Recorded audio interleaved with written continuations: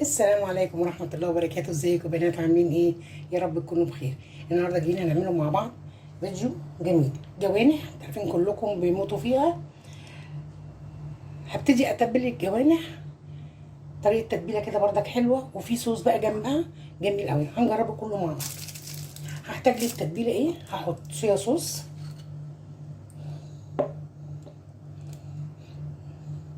احط كده حبة ايه حلوين ماشي، بس مش هحط بقى ملح عشان انا برضك هحط معلقة توم، والثوم عندي فيه ملح، فما يبقاش ايه الحاجه حتى ايه معايا. احط معلقه توم كده حلوه،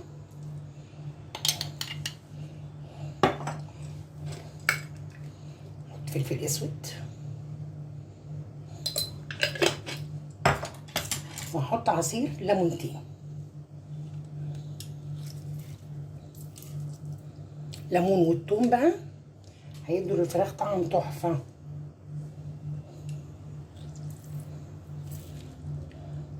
هتبلها كده واركنها، وبعدين بقى نبتدي نعمله بقيه ايه، بقيه الصوص اللي جنبها.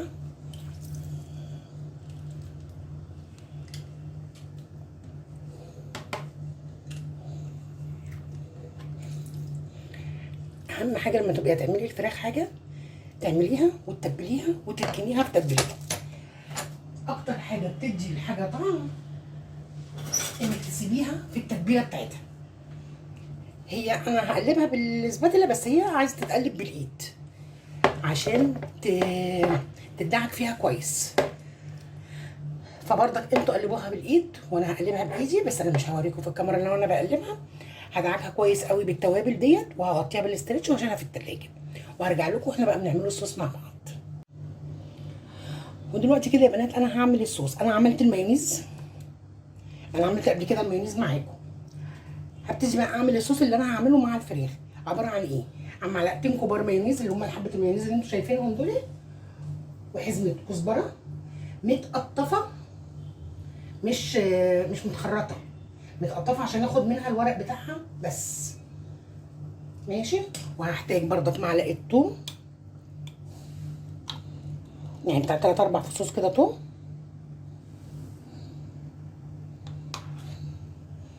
دي كده فصين توم.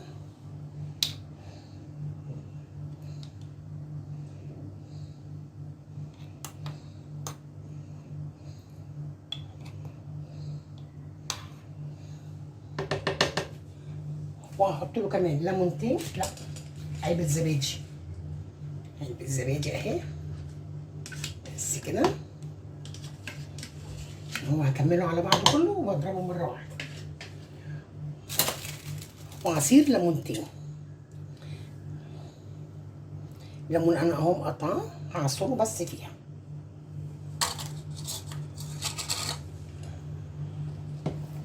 ايه الكاميرا مش جايبه كله، مش عارفه ليه.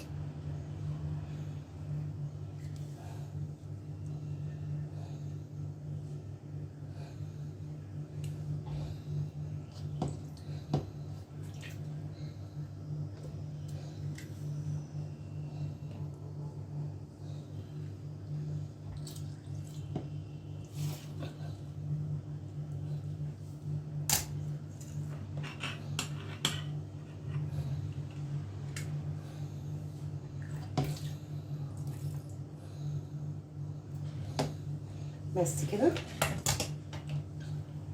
وهضرب.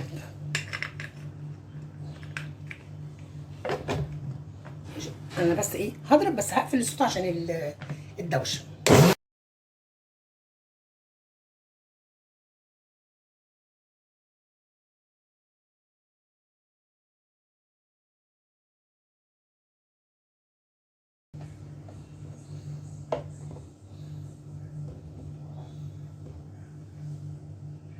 الصوص ريحته جميله وطعمه جميل. لا حلو، تجربه جديده بس حلو. طعمه جميل قوي، والليمون ظبطه، مش مخليه عايز حاجه تاني. هحط بقى صوص كده في التلاجة، وهعبيه في حاجه عشان نعرفه نصبه منه. واعمل بقى ايه الفراخ، ابتدي اقلي الفراخ. ورجعنا تاني للتتبيله بتاعتنا بقى، شوفوا انا عملت ايه. بس كده بقى لما اتركنت هبتدي انزل عليها ببيضايه،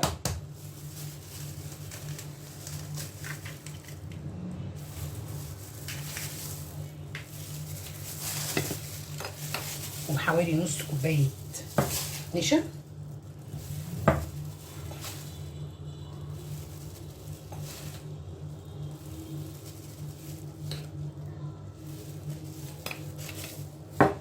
كده، وهبتدي اقلب واشوف.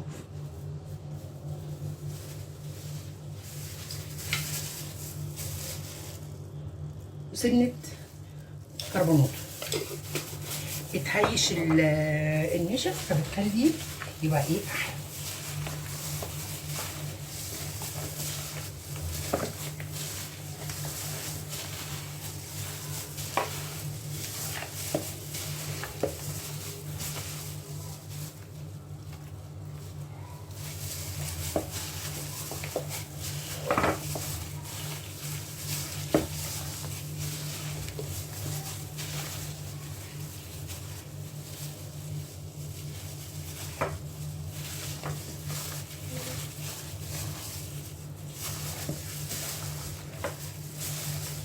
تقلبيه بس كويس جدا عشان تتاكدي ان كله اتمزج مع بعض. كده هحتاج معلقه نشا كمان.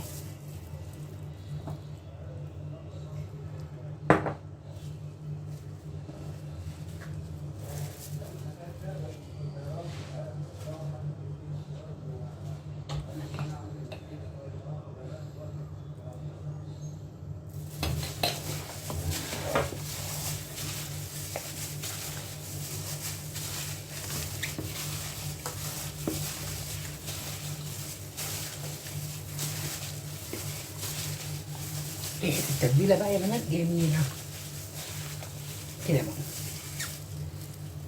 هحط الزيت على النار وهبتدي انزله. يلا بينا على النار، عشان انا حاطه الزيت على النار عشان نقلب مع بعض.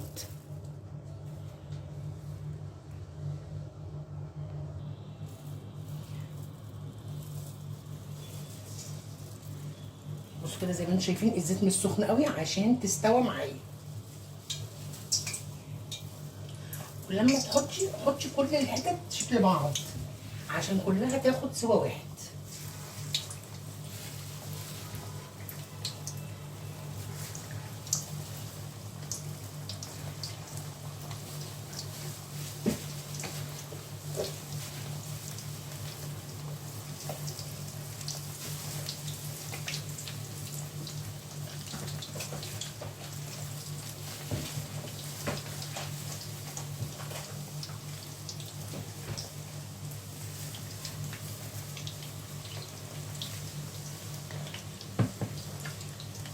ومش هعلي النار وهصبر عليها تستوي عشان الجوانح نيه، فلازم ايه ما عندهاش نار عاليه عشان ما تتحمرش وتبقى هي من جوه ايه نيه زي الكنتاكي.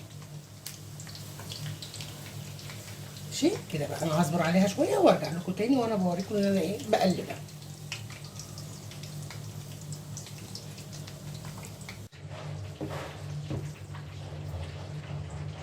بصوا انا سلقت المكرونه كده بيضه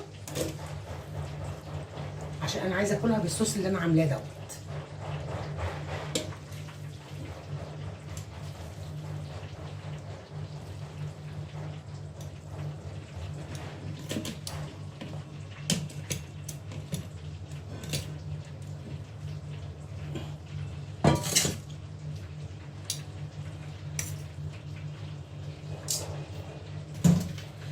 ابتدي بقى احط كده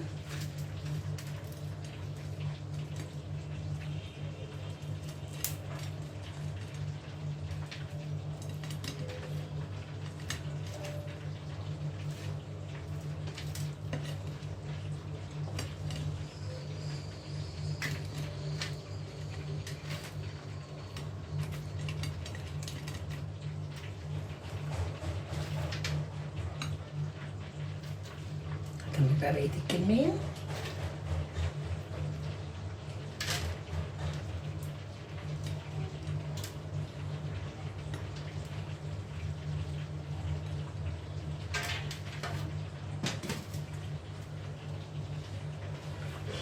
وكده بقى هاخد بقى من الصوص واكل الفراخ، وهاخد من الصوص واكل المكرونه. مره تاني. وكده كان الفيديو بتاعنا يا بنات. جربوا التتبيله الجديده ديت. والصوص الاخضر ده انا مش عارفه اسمه، بس هو انا مسمياه صوص الكزبره، عشان هو كزبره ومايونيز وزبادي وتوم وليمون. هو تحفه يا بنات، لو هتجربوه هيعجبكم جدا. انا عملت كمان صلصه حمراء، عشان لو ما حدش عاجبه ان ياكل المكرونه بالصوص ياكل بصلصه حمراء. وده كان الفيديو بتاعنا بتاع النهارده. جربوه، مستنيه ارائكم وتعليقاتكم اللي ما نحرمش منها ابدا، واشوفكم في فيديو جديد. السلام عليكم ورحمه الله وبركاته.